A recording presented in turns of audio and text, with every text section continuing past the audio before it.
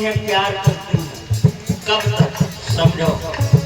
हम ये बात नहीं करी लो हम घर वाले तुम ना जानो कि हम तुमका कहे और वो तो तुम्हें कहे।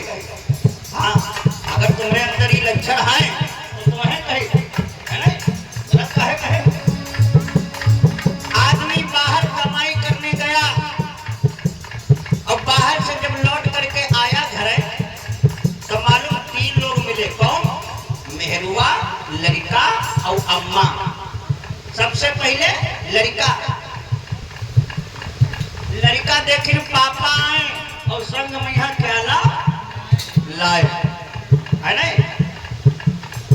और मेहरुआ का देख रही आए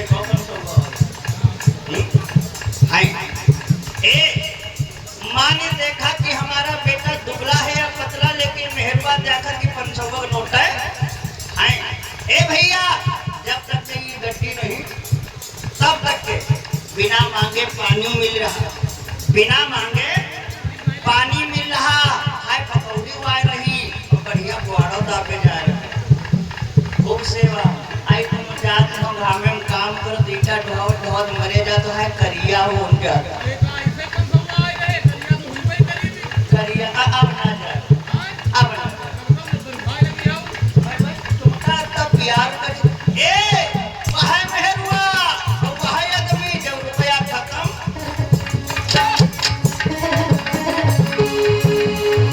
अरे पलक कमती होई जा तू प्रेम घट जा तू नारी को भाई यह बोले करुआ पहन भाई मरी जाओ पिया तू खजा कह तो रहा है मालूम का ऐ जब से तुम्हारे वहां आए हम मानो सुख की दाल रोटी नहीं खाए। मैं जब से ब्याह किया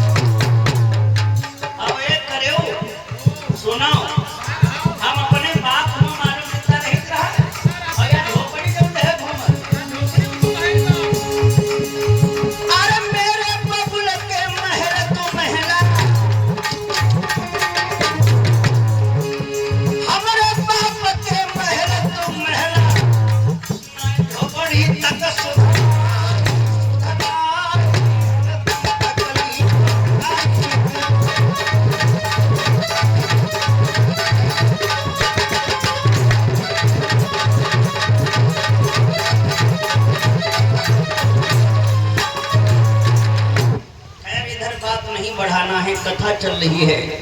वसुदेव जी कहने लगे अगर आपको 8वीं संतान से डर है तो जाओ हम आपको ये वचन देते हैं कि देवकी की 8वीं नहीं जितनी संतानें हुई हैं सब तुमका समर्पित कर दिया। अब मारो ना। वसुदेव की बात कंस ने मान लिया और कहा कंस कि तुम मथुरा को छोड़ करके नहीं जा सकते। उसी मथुरा में यहाँ पर 2 भाव आते हैं माताओं बहनों भैया लोगों, आप सभी लोग अनुभवी लोग बैठे हो, पढ़े लिखे हो। यहाँ पर 2 विद्वान अपनी अपनी बात कहते हैं।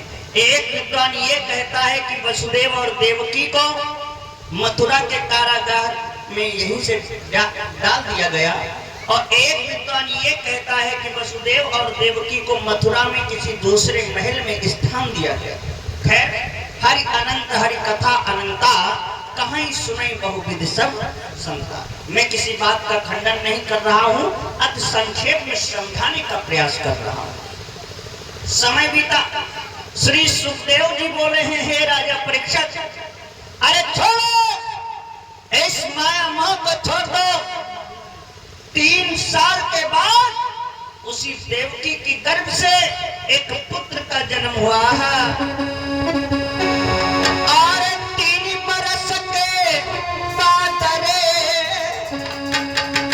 पुत्र जनो है आई,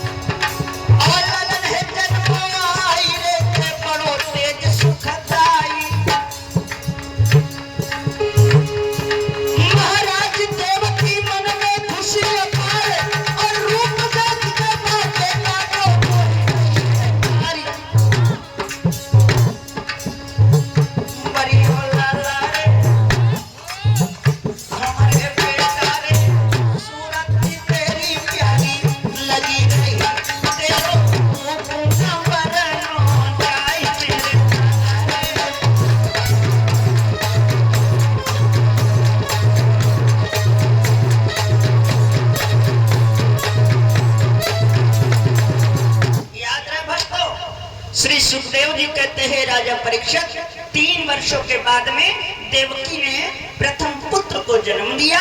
और जब प्रथम पुत्र को जन्म दिया, बड़ा सुंदर लड़का, बड़ा सुंदर, जब मोटी मोटी आंखें, हाय आंखें ना एकदम पपीता की फकिया लगी रही। हाँ, बड़ा सुंदर लड़का।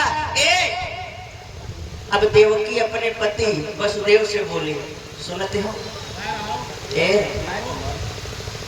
सुनते हो आई देखो, युद्ध हमरे का आई देखो कितना नीक लग रहा, बहुत सुंदर नाक देखो, कति तोता ऐसी लाली नहीं है।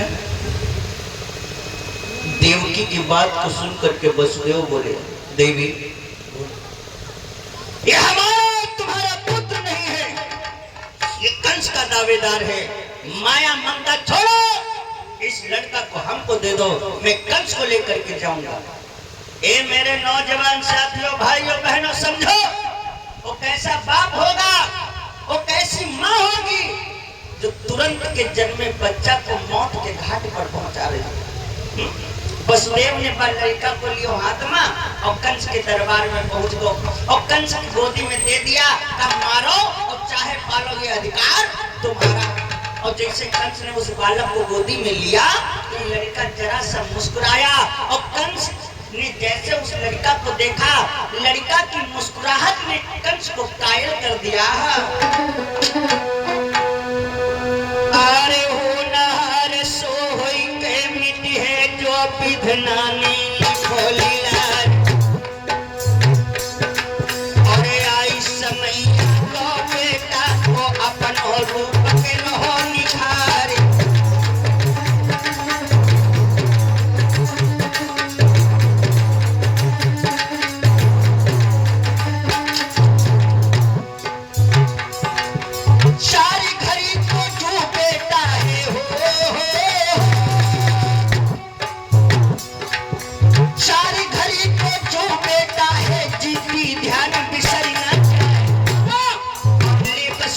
चले आगे तो पहुंचे कंस दरवाजे आए।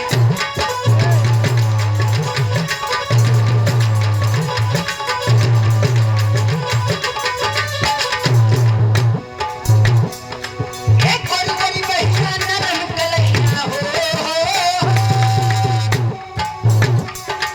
गोरी गोरी बहिया नरम कलैया, गोरे हटे भमीरी छोटो रूप बड़ो है मीरा। कंस देख